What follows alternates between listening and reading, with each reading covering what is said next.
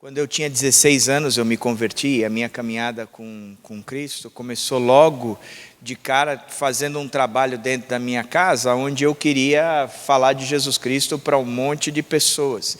E durante um bom tempo, a gente acabou criando um ministério dentro de casa, onde a gente juntava 150 jovens toda semana, desmontava a sala da casa dos meus pais e a gente colocava a moçada lá e de forma bem simples, bem tranquila, a gente falava de Jesus Cristo e era um louvor simples, mas na pegada daquela moçada.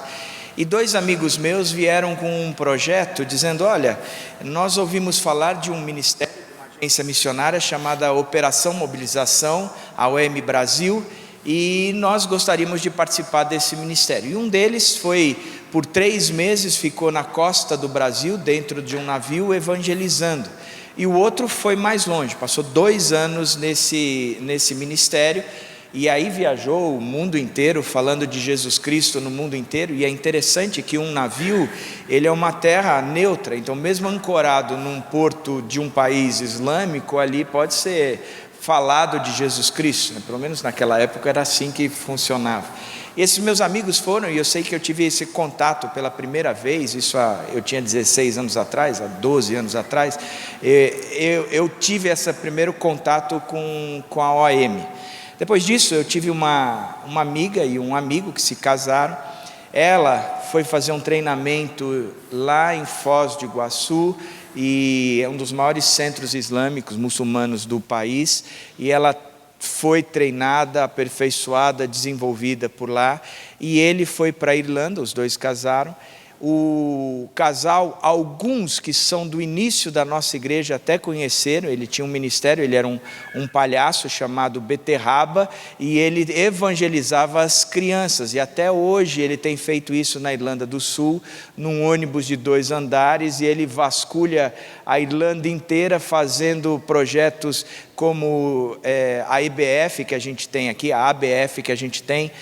E eu sempre tive essa olhar para a Operação Mobilização, a OM, com bons olhos, porque eu falo, cara, eles pegam esses jovens, transportam esses jovens para o mundo inteiro, dão uma experiência e uma vivência não só transcultural, mas uma vivência com Cristo. Esses caras aprendem que a vida deles tem significado com Jesus Cristo. Isso para mim tem sido um grande desafio. Hoje meu filho vive uma experiência dessa, não com a OM, mas com Pais Movement, e eu tenho visto o significado que este projeto tem na vida dele. Portanto, é com grande alegria que eu apresento para vocês o Fábio. O Fábio é o diretor executivo da OM, ele mora em São José dos Campos, a esposa dele, a Vivi está aí? Está lá atrás. Eles estão aqui hoje com a gente, vão passar amanhã aqui explicando um pouco o desafio que Deus deu para o coração dele. Então, Fábio, é um privilégio ter você aqui com a gente. Minha oração é que Deus abençoe ricamente a sua vida, que você curta muito esse momento e que Deus seja cada vez maior dentro do seu coração e do seu ministério. Deus abençoe. Obrigado. Bom dia, graça e paz. Já falei com alguns mais cedo, mas eu fico assim extremamente contente quando o pastor fala que lembra do navio Dulus, porque foi o navio que navegou junto com o Titanic. Então, geralmente, quando o pastor menciona que conhece o navio Dulus, as histórias, ele tem muito mais do que 16 anos e acaba revelando a sua idade. Pastor, eu fico feliz por estar tão jovial ainda, mesmo tendo conhecido o navio Dulus. Mas, queridos, a OM realmente tem sido uma agência que tem nos dado o privilégio, né, de ver pessoas sendo transformadas e impactadas pelo poder de Jesus, através da pregação do Evangelho, mas também tem sido uma grande ferramenta que tem nos dado a possibilidade de ver cristãos passando por uma reciclagem talvez, tendo uma experiência mais profunda com Jesus e realmente entendendo o valor e entendendo o quanto a sua vida pode ser útil no reino de Deus. Nós temos passado, principalmente no Brasil nesse período, uma época onde a igreja de Jesus, a igreja protestante, tem passado por um crescimento muito grande, mas onde nós e muitos especialistas começam a questionar qual tem sido realmente a relevância da igreja brasileira dentro do seu contexto. para um país onde nós somos mais de 60 milhões de protestantes declarados no IBGE, no último censo. E quando nós pensamos o quanto nós temos também crescido no número de violência, na degradação social, o quanto nós temos passado por um período de corrupção tão grande, qual é a relevância da Igreja de Jesus? A OM surgiu justamente com esse princípio, a intenção de proclamar o Evangelho de Jesus àqueles que ainda não conheciam, mas também com o desejo de fazer com que as pessoas tivessem uma experiência com Jesus. Eu queria então pensar e mostrar para você um pouquinho daquilo que tem sido a nossa jornada, quando esse jovem chamado George Verwer, ainda um adolescente, no seu período de faculdade, começa a ter uma visão para o mundo e a perceber que o mundo carecia de Jesus. Esse jovem olha para o México, era um americano, e percebe que o México era um dos países dentro do nosso continente americano com a maior necessidade das pessoas terem uma experiência com Jesus. E ele então mobiliza um outro grupo de jovens dentro da sua faculdade e começa a fazer incursões nas férias de verão no país do México. E ali começa a compartilhar o Evangelho, a distribuir Bíblias, a distribuir todo o material. Mas ele percebe que além do México, havia 1,5 bilhão de pessoas que não tinham acesso ao Evangelho de Jesus. O olhar então sai de uma região local, o olhar sai da sua vizinhança, e ele consegue perceber a necessidade que o mundo tinha de ouvir de Jesus e de conhecer esse Evangelho. A partir de então, ele tem o desejo de que todas as pessoas ouvissem do Evangelho pelo menos uma vez. Algo muito parecido com o que acontece em 1972, no primeiro encontro de Lausanne, onde se chega a um consenso que era necessário que todo homem ouvisse de todo o Evangelho e na sua totalidade. George começa então a pensar em algumas ferramentas para que isso acontecesse, e ele entende que 4 princípios deveriam ser estabelecidos. Ninguém está longe demais. É possível nós chegarmos a qualquer lugar do mundo, por diversos meios de transporte. Nenhum lugar é difícil demais. É bem verdade que em alguns lugares, para nós entrarmos, nós temos que ser mais criativos. Alguns países onde as fronteiras estão fechadas, mas nós usamos de habilidades. Por exemplo, agora com esse grande movimento da fechada das fronteiras dos Estados Unidos, a América Central tem vivido um grande movimento das caravanas.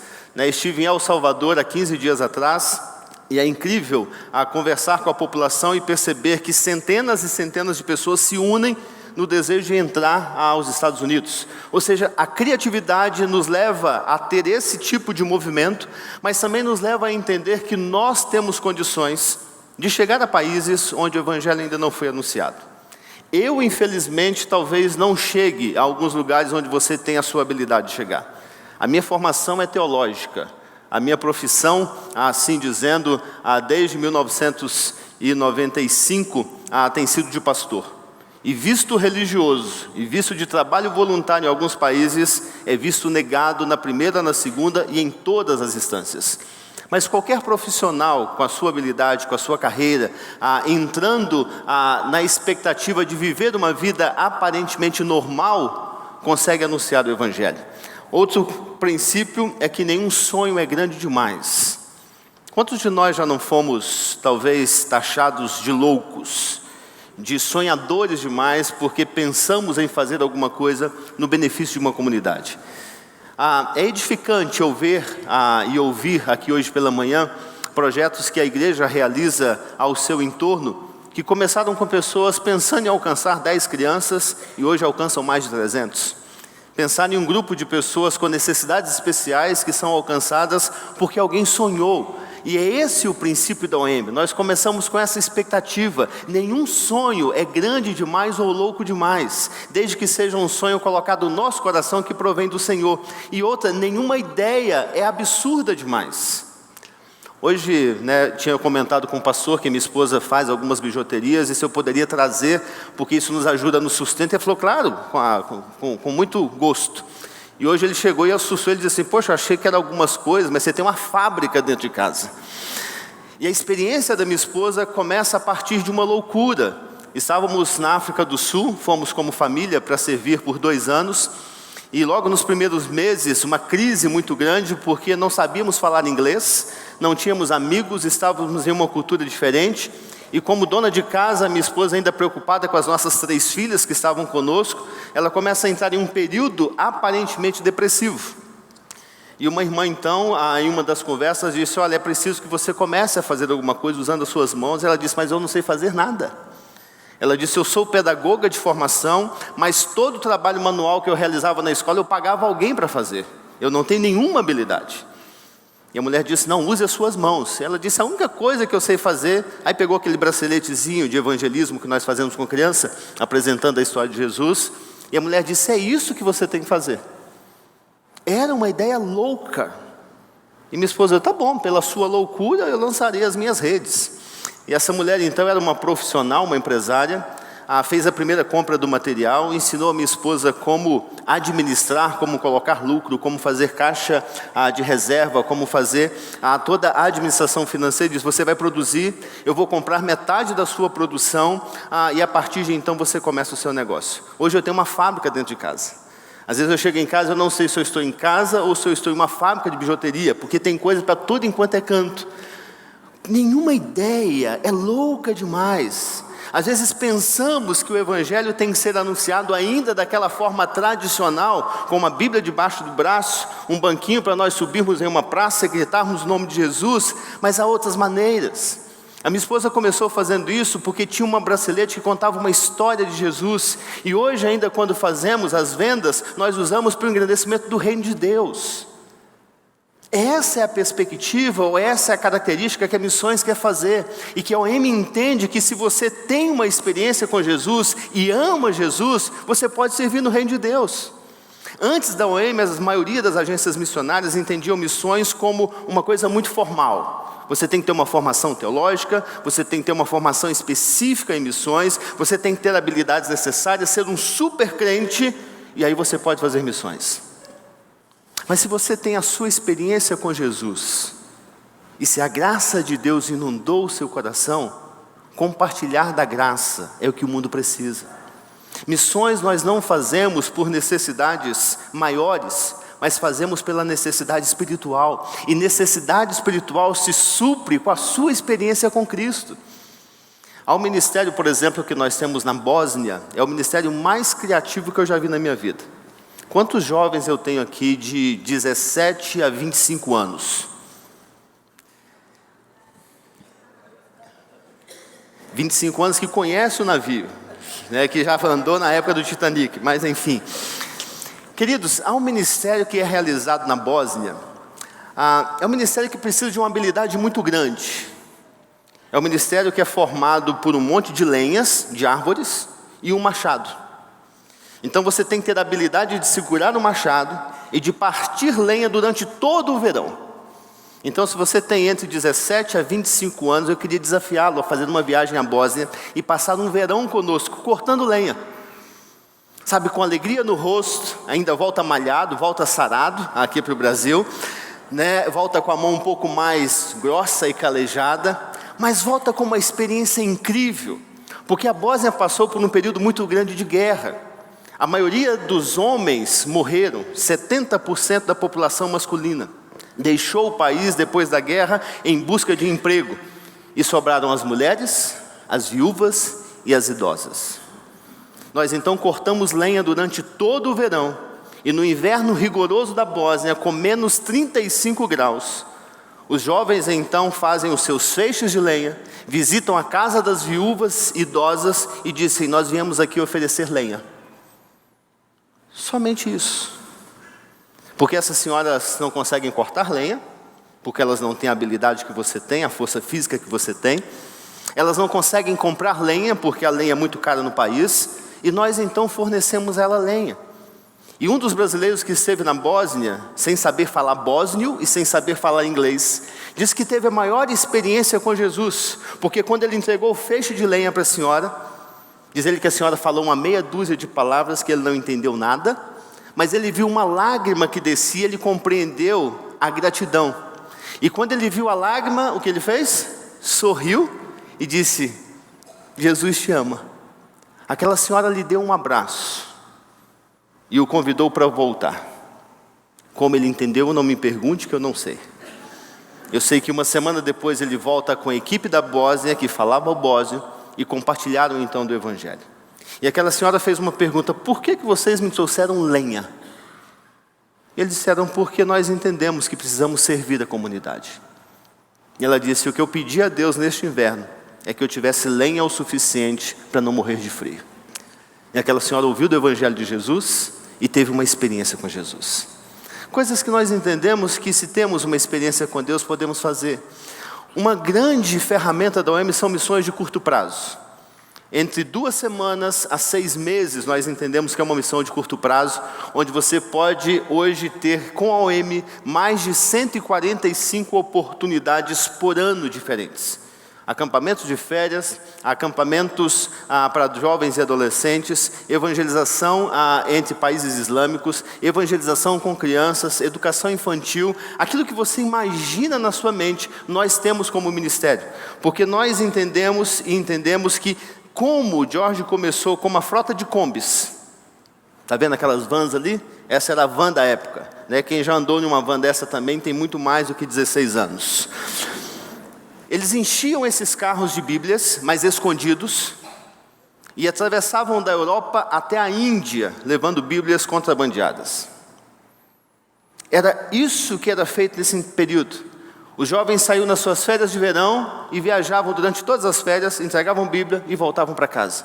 Nós entendemos que uma experiência de curto período pode mudar a sua vida, pode impactar o seu coração. Antes da faculdade, se você tem uma definição realmente de mundo e daquilo que move o seu coração através do mover de Deus na sua vida, até a escolha da sua profissão, ela é diferenciada. Por exemplo, quantos aqui estão pensando em medicina, direito e depois talvez um cargo público? A maioria daqueles que fazem hoje um pré-vestibular, ou que estão aí preocupados com a nota do Enem que vem agora em janeiro. A sua escolha de profissão, a sua escolha de formação, de graduação, ela é motivada pelo que Deus tem direcionado, ou ela é motivada pelo que a sociedade tem dito que lhe faz feliz? Uma experiência de curto período servindo em missões pode ampliar a sua visão de mundo e fazer com que você veja as coisas diferentes. Eu tenho uma jovem em casa de 16 anos, minha filha mais velha. Uma garota que não me impede nada porque tem uma etiqueta de uma marca. Uma garota de 16 anos que, quando a mãe chega em casa, diz: olha, eu comprei uma blusinha no bazar para você, achei de R$2. Ela abre um sorriso de todo tamanho, como se tivesse recebido o melhor presente do mundo. Uma jovem de 16 anos que, quando a gente sai de férias, ela fala assim: pai, mas a gente tem dinheiro para gastar mesmo? Sabe, até um tormento. Eu falo: vamos no cinema hoje? Mas pai, nós somos 5, se nós gastamos R$7 na promoção do cinema, 7 vezes 5 são R$35. Se a gente come uma pipoca, vai para 50. Nós vamos gastar R$50 para ver um filme? Sabe, não entende. Sabe por quê? Porque esteve conosco por 2 anos na África. Com 13 anos de idade, a minha filha dava aula de reforço em uma comunidade carente, ia sozinha na quarta-feira, teve a sua experiência de curto período. Isso muda a vida, isso muda valores, isso nos dá uma perspectiva de vida diferente. Fora desse período, então, o que acontece? O Jorge começou a perceber que levar Bíblias em vans escondidas era difícil demais. Ele disse: que tal se nós comprássemos um navio? Enchêssemos o navio de Bíblia e atracássemos nos portos dos países fechados. Sabe quantos anos esse jovem tinha? 20 anos de idade. Teve o sonho de comprar um navio. A organização que ele tinha fundado, chamada OM, não tinha dinheiro suficiente para pagar as contas mensais. E quando ele apresentou então a sua proposta para o conselho, em uma reunião, o pessoal disse: você está louco. Ele disse: sim, eu sou louco, mas eu acredito que não há sonho louco demais, não há pensamento que seja grande demais, e não há lugares que estejam distantes demais. 2 anos depois, eles compram um navio. Toda a tripulação do navio, de voluntários, do capitão, aquele que limpa os banheiros. Hoje a OM tem um navio chamado Logos Hope, com 450 missionários a bordo, que durante o período de 2 anos passam por mais de 42 países diferentes, anunciando o Evangelho. Um navio que leva Bíblias, leva livros, leva educação, ajuda humanitária e oportunidade às pessoas de conhecerem a Jesus. Um navio que oferece a oportunidade de servir de 3 meses a 2 anos. Um Um navio que hoje oferece a oportunidade de você reunir a sua família e fazer um vision trip e passar 2 semanas no navio servindo junto com a sua família.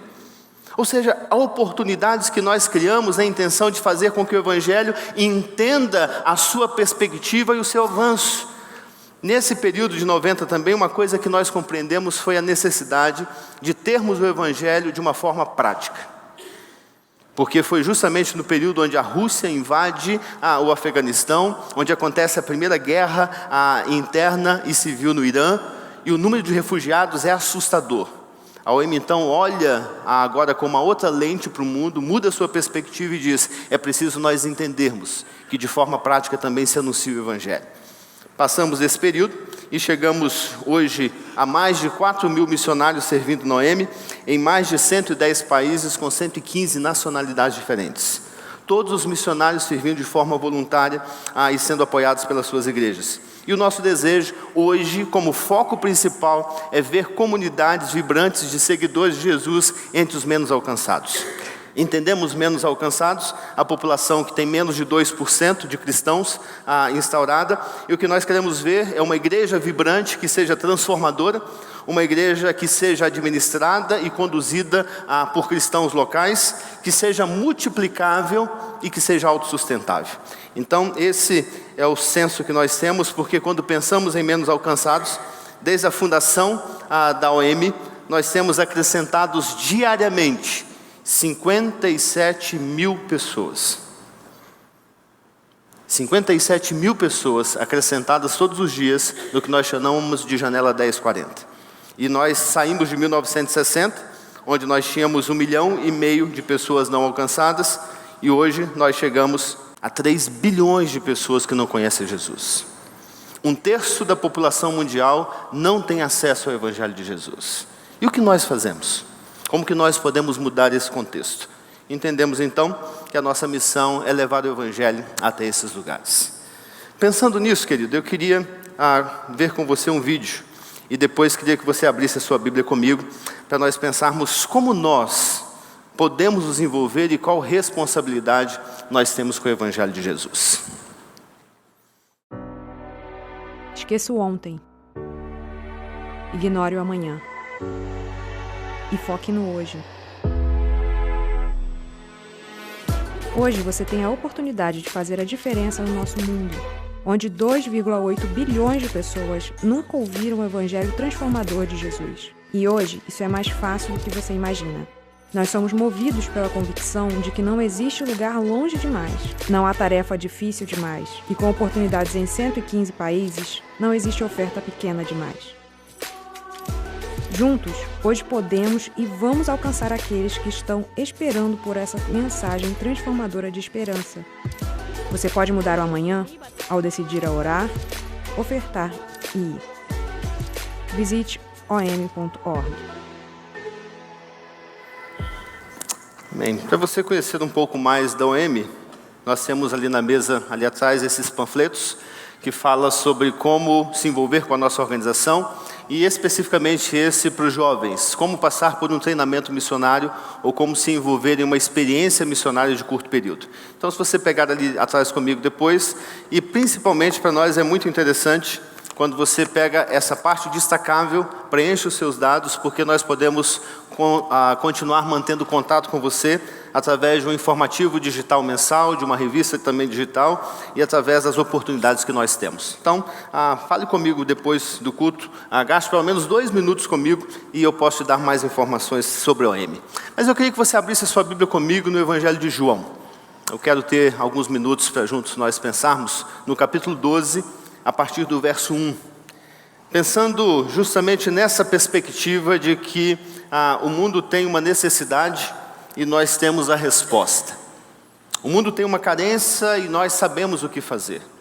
O mundo pede por algo que aconteça de imediato e nós sabemos que o que precisaria acontecer hoje já aconteceu há mais de 2.000 anos atrás, quando Deus envia o seu Filho a este mundo.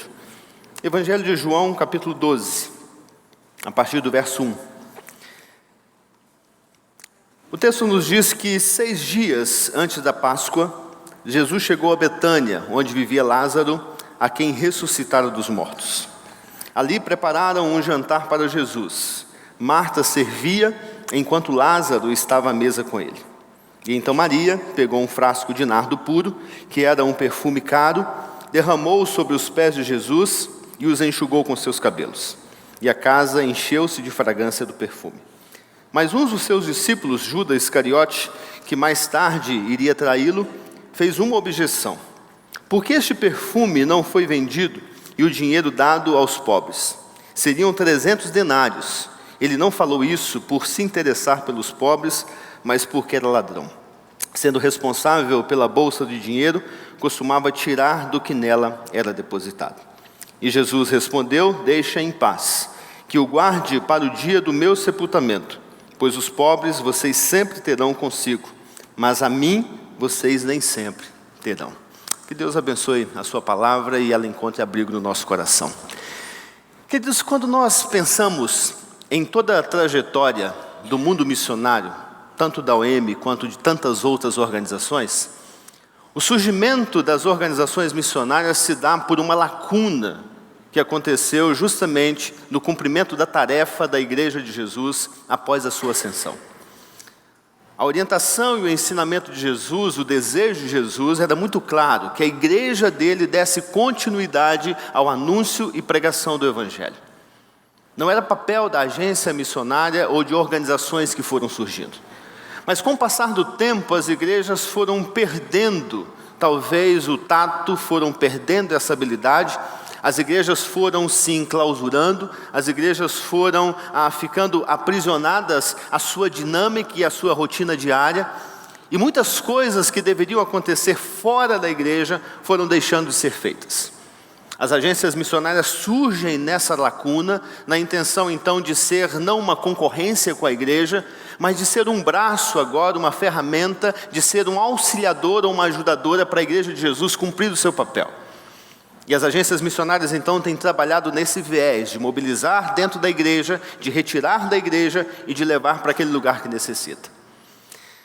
A minha visão quanto à agência missionária é uma visão um tanto estranha, porque eu sou parte de uma agência missionária e sou diretor de uma agência missionária. Mas o meu grande desejo é que as agências missionárias deixem de existir, que elas não tenham mais nenhuma funcionalidade e aplicabilidade, porque a igreja de Jesus é a igreja viva.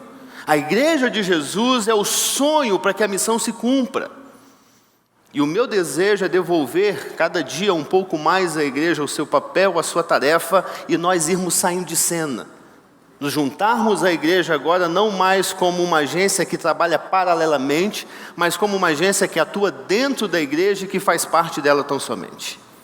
E esse texto muito me chama a atenção e me revela nesse sentido, porque é um texto que fala sobre aproveitar as oportunidades e compreender os fatos e as coisas mais importantes da vida. O texto nos mostra novamente Jesus junto com uma família a quem, vez ou outra, Jesus estava reunido. O texto mostra um homem que Jesus havia ressuscitado, mas o texto mostra duas mulheres que viviam os seus conflitos. Uma sempre na habilidade e com a sua característica de servir, e outra com a sua habilidade e característica de aprender e absorver, de destacar e aproveitar os melhores momentos da vida. O texto me fala que Jesus estava reunido, assentado com essa família, enquanto conversava com Lázaro, Marta estava envolvida e fazendo os seus afazeres, enquanto Maria se derramava mais uma vez aos pés de Jesus. O texto diz que ela tem um vidro de perfume nas suas mãos, um vidro de perfume de nardo e nardo puro, e ela o derrama nos pés de Jesus e unge os pés de Jesus. Sempre que nós temos um grupo reunido, nós temos aqueles que se envolvem, nós temos aqueles que observam, nós temos os que fazem a tarefa e nós temos aqueles que estão de fora com uma perspectiva apenas pessoal da sua vida.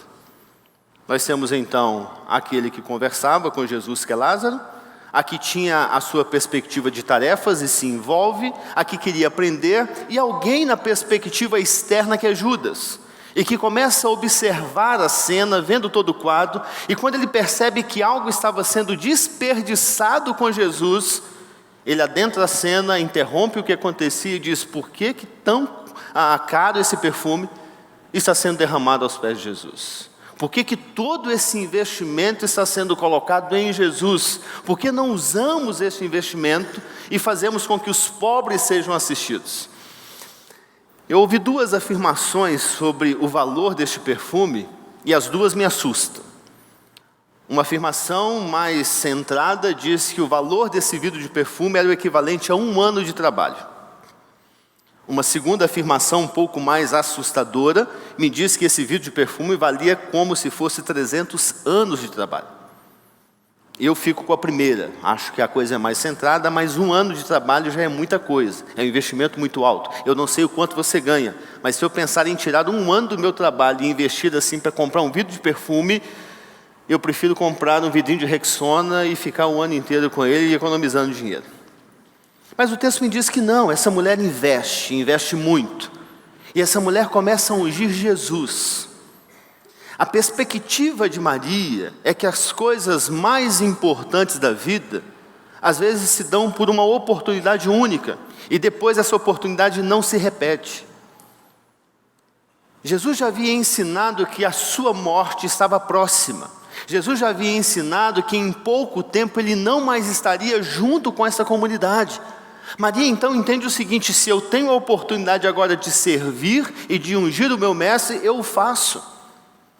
Se nós avançarmos no texto bíblico, nós vamos ver que após a morte de Jesus, algumas mulheres vão ao sepulcro. Lembra-se dessa passagem? Maria não estava nesse grupo. As mulheres vão ao sepulcro com uma intenção: de ungir o corpo de Jesus. E quando elas chegam ao sepulcro, o sepulcro estava vazio. Mas o sepulcro já estava perfumado pelo nardo que Maria havia dispensado sobre o corpo de Jesus. Quando nós compreendemos a oportunidade da vida e nós agimos justamente na oportunidade que temos, nós fazemos o que há de maior valor.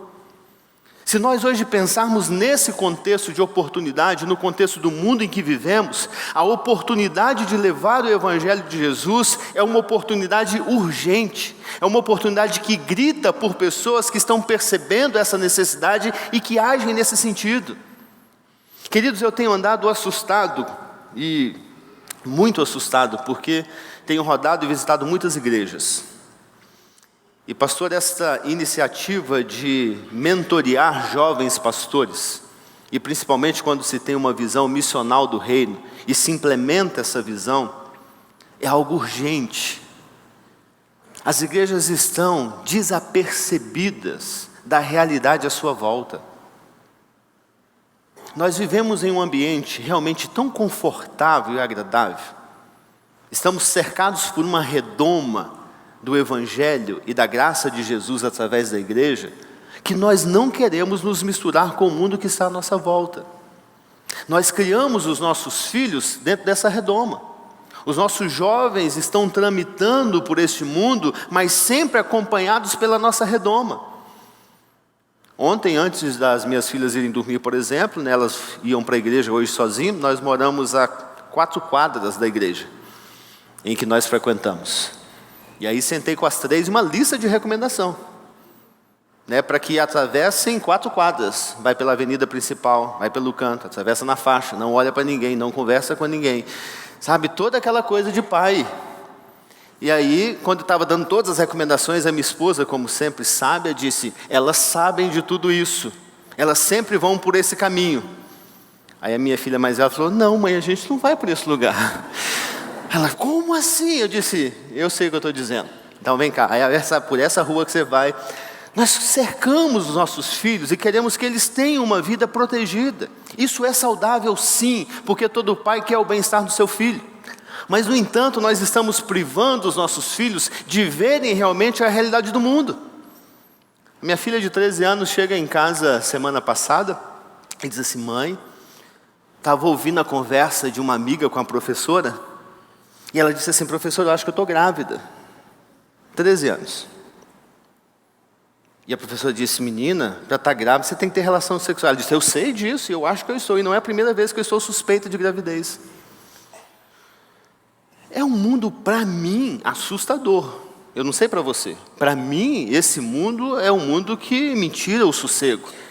Mas é justamente esta oportunidade que nós temos, de estar em um mundo onde a graça foi banida, de estar em um mundo onde o senso de relacionamento com Deus não existe, de estar em um mundo onde o senso de uma vida transformada com novos valores e princípios não se faz nem menção, onde as pessoas dizem para os outros o tempo inteiro que se você está feliz, que assim você viva.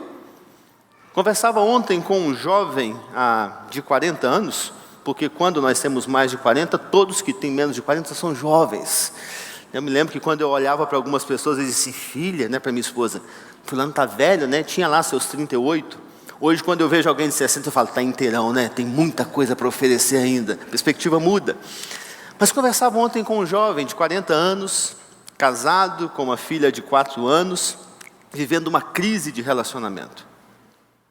Angustiado, trabalha a 2 horas da família, só vê os finais de semana, entrou na crise dos 40, entrou na crise do relacionamento, não tem vida com Deus, e um homem, né, eu assustei um homem de 40 anos, a primeira vez que nós conversamos, o vizinho do meu prédio pediu ajuda, começou a chorar. Eu falei, gente, que homem que é esse que chora na primeira conversa com outro homem? Nós nem nos conhecemos, né? Falamos oi no elevador, fiquei até com medo, sentei um pouquinho mais longe, falei, sei lá, o mundo hoje está estranho, né? Mas ele chorando pela sua angústia. Eu disse para ele, olha, vou te dar um conselho, não vá a psicólogo, não vá a psiquiatra, e cuidado com seus amigos, porque todos vão te dar uma recomendação, seja feliz, você é jovem, termine o seu casamento enquanto é tempo, tem outra oportunidade, encontre outra pessoa. Sabe, é esse o mundo que nós vivemos, onde não há parâmetro. E o que nós não temos feito é fazer como Maria, de colocar justamente tudo o que nós temos na oportunidade única de servir. Mas estamos às vezes tão atarefados como Marta, ou estamos às vezes tão na expectativa como Judas, apenas olhando à volta o que acontece, e nos esquecemos que o tempo oportuno é agora, e principalmente o tempo oportuno é quanto nós temos, principalmente na faixa etária dos 17 aos 35 anos. É onde nós estamos com todo o vigor, com toda a vitalidade, é onde nós temos ainda uma vida inteira pela frente, onde nós temos ainda toda a nossa formação, toda a expectativa, às vezes solteiros, às vezes ainda jovens, casados sem filhos, onde não estamos tão presos. É onde a vida está iniciando, é onde nós podemos traçar o que é importante na nossa vida.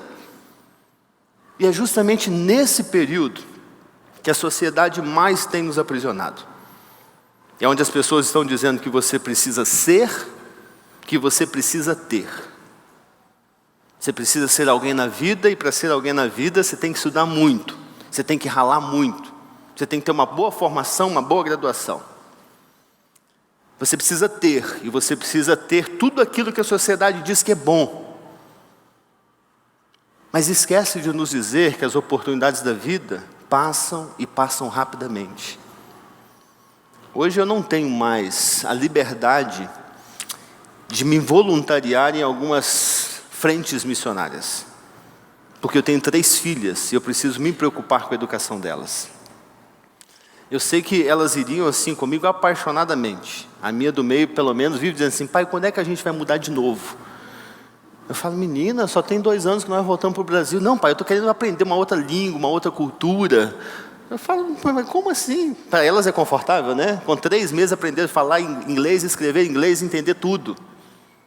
Eu tenho 3 anos e até hoje não aprendi nada, estou lá sofrendo. Falei, para você é fácil. Sabe, mas hoje eu não tenho mais. Mas você, por exemplo, você tem 18 anos, cheio de vigor, cheio de saúde. Por que não servir 1 ano em missões antes da faculdade? Mas não, quer definir logo o curso. Eu falei para minha filha de 16, falei, olha, você vai servir em missões, eis que te digo, né? Digo eu, não sei eu, mas falei com ela, eis que te digo, você vai servir 1 ano em missões antes da faculdade. Ela tem 16 anos, e ano que vem encerra o ensino médio. Ela disse, pai, eu vou perder 1 ano da minha vida. Eu falei, como? Você tem 17 anos? Ela falou, não. Aí eu vou entrar na faculdade com 19, com 18 anos. Eu falei, que ano que você vai perder? Você tem 18 anos, quem tem 18 anos não perde tempo nenhum.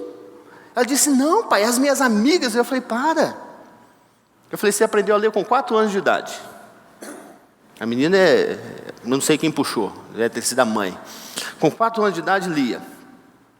Moramos um mês no Paraguai, isso já tem uns 8 anos, ela fala e entende espanhol até hoje. Chegou na África do Sul, com um mês, falava, escrevia e entendia inglês. É apaixonada com francês, sabe umas palavras.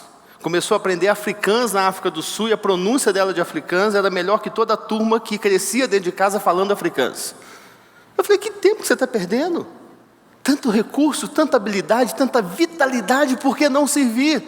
Ela disse, eu não quero ficar 1 ano dentro de um navio. Eu falei, mas a OM tem 115 países, você pode escolher.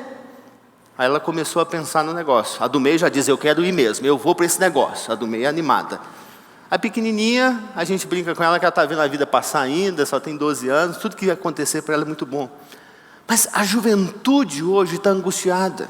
Mas, no entanto, você quer definir a sua vida 4 anos em uma faculdade, sem ter tido talvez uma experiência de uma cultura diferente, mas uma cultura onde você leva a oportunidade, onde você vive a esperança de Jesus, onde você compartilha com as pessoas o quanto a vida com Cristo é real. Aí você vai me dizer assim, tá bom, pastor, eu estou aqui hoje de manhã, tenho mais de 35 anos, já tenho a filha, já tenho a família, já tenho a formação, estou preso então e para mim não tem mais tempo. Tem. Você tem que ser o esteio para a juventude dessa igreja servir a Jesus. Você é aquele que talvez não pode ir mais ao campo porque a vida já te aprisionou e você tem outras responsabilidades, mas é onde você aqui discipula os jovens, é onde você incentiva, é onde você motiva, é onde você é o exemplo, é onde você investe tanto de autoridade espiritual sobre eles, de bênção sobre a vida deles, também como financeiramente. É onde a igreja se une justamente nessa expectativa que é a beleza da igreja. É onde nós temos a experiência que sustenta a juventude e a vitalidade. É onde a vitalidade dos jovens motiva a turma mais antiga da igreja e nos faz sentir vivos a cada momento. O que nós não podemos fazer, talvez, é estar como Marta, como Lázaro e como Judas, pensando em uma necessidade que não é real. Porque Judas disse, mas se a gente pegasse esse dinheiro e investisse na comunidade pobre... Jesus disse, não é isso que você está pensando, Judas. A sua preocupação não é justamente com o pobre, mas é com a sua necessidade. E às vezes nós estamos tão presos a esse mundo que nós não percebemos que a nossa perspectiva tem sido de servir a nossa própria vida. Não como Judas, como um ladrão, usurpando ninguém, mas onde nós estamos vivendo na nossa zona de conforto. É onde nós estamos no nosso cantinho, acomodados, e onde nós não queremos nos mover. Infelizmente, a maior dificuldade do anúncio da graça de Jesus se dá por quem mais deveria fazer, que é a igreja de Jesus. É incrível conversar com um muçulmano que não teve acesso nenhum à Escritura, que nunca ouviu do Evangelho, e quando ele começa a mencionar a perspectiva espiritual da vida, e ele menciona que há uma necessidade que ele não compreende, e uma necessidade que não lhe é correspondida pelo islamismo e pelo Corão. É incrível conversar com um grupo de 12 crianças que atravessaram da Síria para a Grécia, junto com as suas famílias em um barco, e que no meio do caminho o barco enfrentou uma tempestade muito grande, e os pais foram lançados ao mar. E esse barco chegou na Baía da Grécia somente com 12 crianças. Dotadas e tomadas de uma paz incompreensível. Incompreensível. E quando os missionários foram conversar e tentar compreender que 12 crianças eram essas que estavam no barco, e elas narraram que saíram com as famílias, o barco foi tomado por uma tempestade à noite, a família, os pais foram lançados fora, e elas estavam em pânico polvorosas durante a tempestade, agarradas umas às outras no centro do barco, e elas percebem que um homem de branco caminha por sobre a tempestade e chega à polpa do barco, e diz para elas, pode acalmar que eu estou com vocês. E a tempestade se acalma, as crianças são tomadas de calma, e esse barco chega à Baía da Grécia. E os missionários perguntaram, quem é esse homem de branco? E o que essas crianças respondem? Mohammed, nosso profeta, enviado de Alá. Porque essas crianças nunca ouviram de Jesus. Não há uma outra interpretação diante da sua experiência espiritual. Os missionários então pegam a Bíblia, abrem o Evangelho, começam a mostrar a narrativa de Jesus que acalma a tempestade. As crianças olham umas para as outras com um ponto de interrogação enorme, mas começam a sorrir dizendo: não foi o Mohammed, é este homem que esteve conosco. E o Evangelho é anunciado, porque um grupo de jovens estava como voluntário na Baía da Grécia para receber refugiados, abraçá-los pela manhã, lhe dar um prato de comida e dizer: sejam bem-vindos. O Senhor Jesus os ama, tão somente isso. A experiência que esses jovens tiveram ao receber esse grupo de crianças impactou e mudou a vida deles, impactou e mudou a vida da igreja que os enviaram, porque hoje, quando voltam do campo, compartilham tudo aquilo que Deus tem feito. Queridos, a oportunidade é única. A oportunidade surge uma vez na nossa vida e talvez nunca se repita, se nós não entendermos que este é o tempo da igreja de Jesus e dos servos de Jesus fazendo o seu papel. Eu não sei o que será de nós. Eu não sou nenhuma mãe de Ná, mas eu tenho as minhas previsões. E hoje as agências missionárias estão animadas, dizendo que nós chegamos a 60 milhões de evangélicos protestantes no país.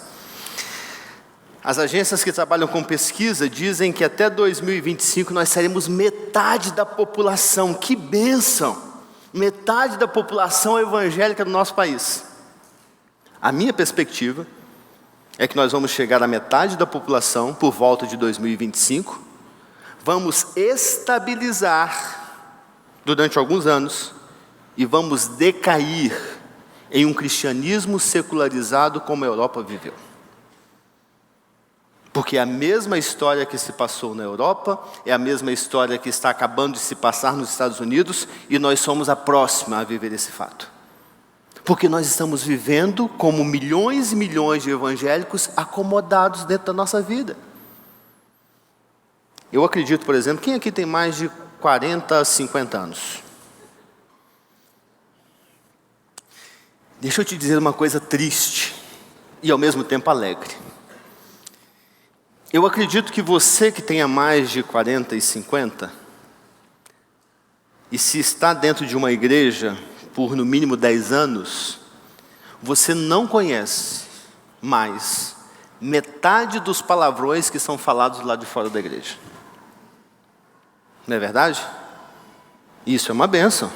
Você está mantendo a sua vida pura, seu coração está limpo. Você peca 10 vezes menos que a turma que tem 18, porque você sabe metade só do palavrão que eles conhecem. Mas isso pode ser uma maldição na nossa vida, porque nós estamos nos afastando da realidade do mundo. Não há prazer em conhecer o pecado, mas quando nós nos afastamos de onde o pecado está, nós esquecemos que o nosso papel é de sermos chamados da luz, para irmos às trevas e anunciar de onde nós viemos. É o que cantamos aqui hoje. Nós fomos alcançados pela graça. O que estava destinado a nós era a morte. Nós estávamos respirando, mas não estávamos vivos. Não é isso que cantamos? Sabe, andamos como zumbis pelas ruas. Andamos em um outro mundo. Aí eu tenho uma amiga que diz que crente não xinga, né? Mas diz filho do filisteu, seu incircunciso, né? Nós adaptamos dentro do nosso contexto a nossa indignação e a nossa ira. Mas eu estou dizendo talvez uma coisa que te escandalize quando eu digo que você não sabe metade dos palavrões que são falados hoje. É realmente para você perceber que a nossa vida é uma vida separada, mas tão separada que nós não queremos mais sair desse conforto. Então você, jovem, que sabe todos os palavrões que são falados nesse mundo, você que sabe tudo que acontece hoje numa balada, tudo que se vive em uma rave, eu acho que você deveria entender que a oportunidade da mudança dessa geração e de impactar esse tempo é teu. O seu pai e o seu avô não vão mais conseguir impactar a sua geração. Eles podem mentorear a sua vida, te dar alicerce, te dar base, ensinamento, mas eles não conseguem mais impactar, porque não dá para conversar. Minha esposa subiu no elevador um dia desses com as minhas filhas, vindo, estou acabando, querido, já me deu 3 sinais lá, dizendo, pastor, o pessoal está indo embora. Estou acabando. Não vai embora antes não. Subi no elevador com a minha filha, animada da vida, Aí as minhas menorzinhas falam para a mais velha assim: você viu o seu crush lá na natação hoje? Aí a minha esposa já se vestiu de águia, colocou as garras para fora e falou: que crush é esse? Aí ela: mãe, é o crush. Que crush, menina? Você tem 16 anos. O que seu pai te fala? Namorar é só depois dos 18. Você presta atenção. Mãe, é só o meu... Cala a boca. O que está acontecendo? Isso de uma forma familiar, saudável no elevador, né? Com todo requinte daquele resmungo que você faz assim, labial, rindo porque a câmera está te filmando e o porteiro está vendo o que está acontecendo, né? Aí você passa a cabeça e ri e fala assim: mas o que é isso? Seu pai vai te matar. Agora aquele esquema. E ela disse: mãe, você começou a namorar quando você tinha 15 anos. Aí piorou o negócio, né? Porque nós começamos a namorar quando tínhamos 15 anos, e foi um namoro só, e casamos, e estamos há 21 anos casados. E aí acabou. Cala a boca, você quer ter a vida que eu tive? Você não tem a mãe que eu tive, você não sabe o que eu passei. Vai para o seu quarto. Mãe, vai para o seu quarto. Aí ela foi para o quarto. A minha esposa foi no banheiro, se recompôs, né? Lavou o rosto e voltou mais nervosa ainda, né? Se recompôs no sentido de buscar força. E voltou e colocou na cama e começou a dar um esfrega. E a minha filha dizia: mãe, deixa eu falar. Mãe. E nada. Aí por fim eu falei: então fala. Mãe, crush é só o rapaz que a gente acha bonitinho. Tem o crush da natação, o crush da padaria, o crush do prédio. Aí minha esposa: então presta atenção. E saiu, mas não perdeu o direito. Você não perde a vez. Nós às vezes, depois dos 40, nós não conseguimos mais nem nos comunicar com essa geração. Mas você que está na mesma faixa etária, você tem a oportunidade de impactar essa geração. E se essa geração passa por uma transformação, a minha previsão como mãe de Ná vai por água abaixo. E a igreja que vai decair em um cristianismo secularizado pode ser justamente a igreja brasileira que vai ao seu ápice e que vai impactar o mundo. Mas basta agora, e depende de nós, entendermos qual oportunidade nós queremos. A oportunidade de agirmos agora em nome de Cristo e por Cristo, ou a oportunidade de aproveitarmos o conforto da nossa vida. A sua formação é importante, querido, você que é jovem. A sua graduação pode ser uma bênção a serviço do reino. Mas a sua vida à disposição do reino hoje é muito mais importante. Eu digo pela minha experiência, se Deus usou a minha vida, Ele pode usar a sua. 6 meses sem falar uma palavra em inglês na África do Sul. 3 meses de curso de inglês na África, eu disse para minha esposa: não aguento mais sala de aula, eu já passei dessa faixa etária, eu vou para a rua. Eu disse: você é louco, você vai para a rua? Eu falei: vou aprender inglês na rua. Aprendi acho que uns 2 ou 3 palavrões que eu não sei o significado até hoje, porque eu estava na rua aprendendo inglês, mas aprendi. E falei: vai ser na rua. Depois de 6 meses, falei com o líder da minha organização, falei: olha, eu preciso começar a trabalhar, não dá mais para ficar aprendendo, eu quero evangelizar. Ele disse: então vai para o mercado. Nós tínhamos um trabalho no mercado de artesanato com refugiados. E eu me enfiei no mercado de refugiados para evangelizar os refugiados. E empolgado eu falava do evangelho de Jesus, compartilhava da graça, do amor, dizia para eles: vocês entenderam? Eles diziam: sim. Porque africano entende tudo, concorda com tudo que você fala. Diz assim. E eu já compreendi o inglês, mas não falava. Eu disse para ele: então me diz o que você entendeu. Quando eles me diziam, eu falava: gente, eu estraguei o evangelho, acabei com a história de Jesus. Mas não é nada disso que vocês entenderam. Eu não tinha habilidade. Não tem mais idade para aprender. Sabe o que eu fazia? Papel branco, caneta, desenhava. Aquele desenho de cabecinha, pauzinho, mesmo palitinho. E desenhando e dizendo para ele: é isso, você entendeu? Entendi, agora me conta. Aí quando eu contava: entendeu? Se Deus usou a minha vida, por que não pode usar a sua? E no final de 2 anos que nós estávamos na África, vindo embora, um rapaz me chamou no canto e disse assim: Fábio, eu quero te agradecer por uma coisa. Eu falei: por quê? Ele falou: muitas pessoas passam aqui no mercado e conversam conosco o tempo inteiro. Mas você saiu do seu país e compartilhou da Escritura Sagrada conosco. E hoje eu entendo que a minha vida é de Jesus. Tudo o que eu aprendi sobre Mohammed, sobre Allah com a minha família, eu entendo que foi uma mentira muito grande. Você pode impactar a sua geração. Você pode impactar a sua cidade. Porque missões começam onde você está e terminam onde Deus quiser. Mas você precisa aproveitar a oportunidade. E já que eu tenho oportunidade mesmo, que o tempo já passou, Eu queria orar com você nessa manhã. Mas eu queria orar no sentido de você colocar esse desafio diante de Deus e dizer: Senhor, isso é para mim. Fazer diferença na minha geração é para a minha vida. Compartilhar do amor de Jesus para aqueles que estão fora da redoma é um desafio que o Senhor tem para mim.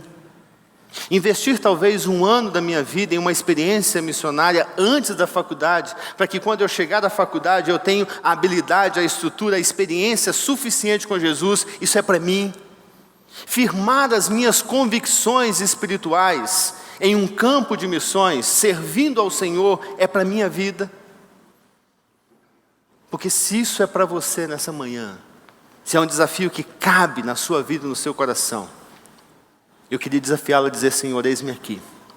Eu estou pronto a servir ao Senhor. Mas não se limite nessa manhã à questão de idade. Se você tem mais de 35 anos, mas também tem o mesmo desejo, o mesmo desafio, o mesmo sentimento de querer aproveitar a oportunidade, diga para Deus: Senhor, eis-me aqui. E Deus vai usar a sua vida onde Ele quiser e da forma que Ele quiser. O que nós não podemos é perder a oportunidade de ser um instrumento de Deus nesse tempo e nessa geração. Que Deus use a sua vida, que Deus quebrante o seu coração e que Deus te leve muito mais longe do que você tem vivido e que você tem imaginado. Você pode orar comigo? Deus, eu louvo o Teu nome nessa manhã. E eu sou grato por tudo que o Senhor tem feito. Porque o Senhor realmente tirou o nosso nome, ó Deus, do livro da condenação e o escreveu no livro da vida. O Senhor tirou, ó Deus, a nossa história, que estava escrita nas trevas, e hoje o Senhor coloca a nossa vida diante da luz de Jesus.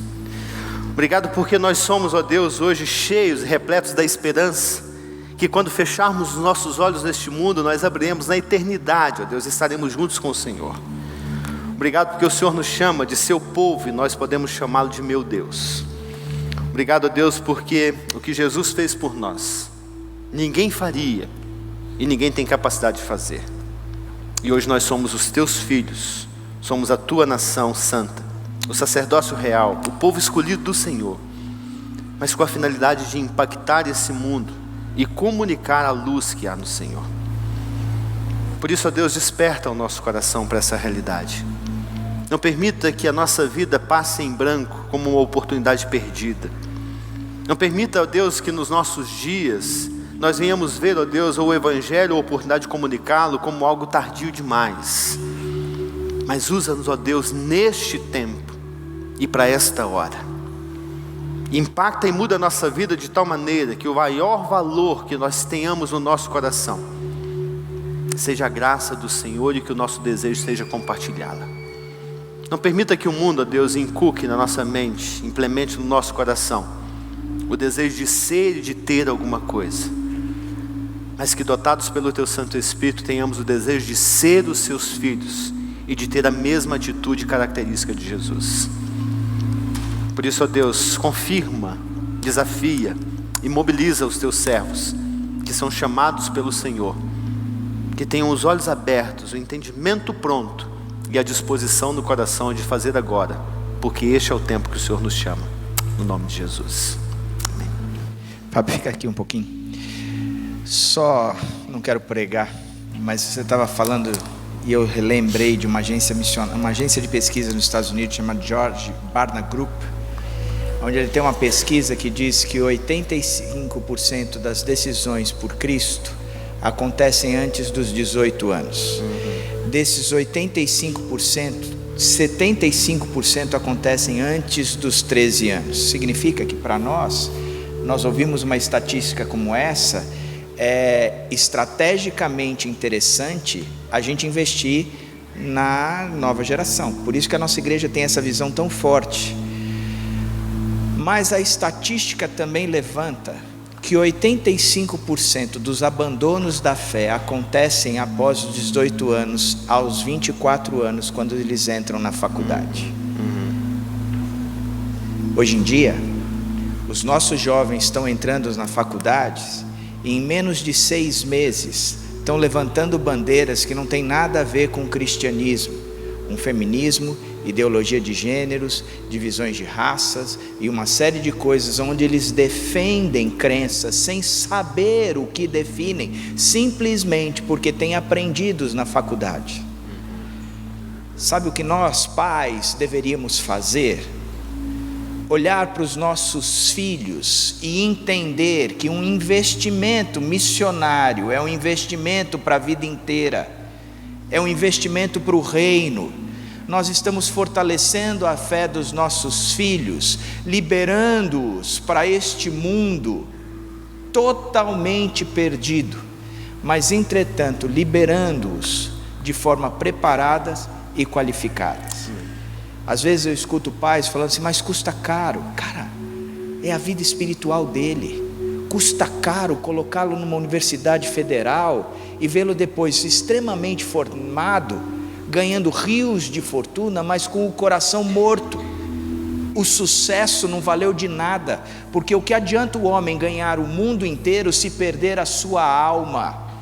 O tamanho do sucesso é a salvação da sua alma. Portanto, os pais, invistam na vida espiritual dos seus filhos, incentive os seus filhos, banque os seus filhos, não para um intercâmbio qualquer, mas para um intercâmbio espiritual.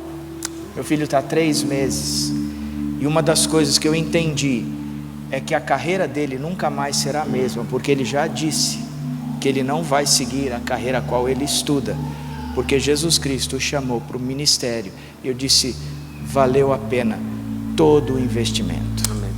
Amém. Ganhei o sucesso que este mundo diz que não é sucesso, entretanto, a Bíblia diz que é o maior sucesso que eu posso ganhar.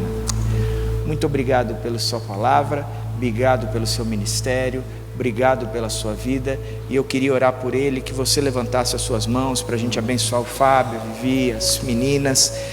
Senhor, em nome do Senhor Jesus, que tudo aquilo que o Fábio precisa para o seu reino, para o seu ministério, para estar vivendo de acordo com a tua palavra, suprindo todas as necessidades da sua família, todas as carências, tudo aquilo que de fato fala profundamente nas emoções, no espiritual, no físico, que o Senhor venha suprir agora de forma sobrenatural. Obrigado pela visão, obrigado pela formação, obrigado pela dedicação, pelo empenho, que em nome do Senhor Jesus Cristo, o Senhor o abençoe de forma integral. Essa é a minha oração, em nome do Senhor Jesus Cristo. Amém e amém. Obrigado, Fábio, que Deus abençoe. O Fábio está com uma barraquinha aqui fora, cheio de bijuterias que ele e a esposa fazem. Isso ajuda no sustento dele. Eu gostaria muito que você saísse daqui e comprasse com ele alguma coisa somente para abençoá-lo. E moçada, presta atenção, é a hora, é a vez de vocês. Aproveitem a oportunidade de forma sobrenatural, escutem o que Deus está falando, que só assim é que vocês vão conquistar o que Deus está propondo para a vida de vocês. Deus abençoe.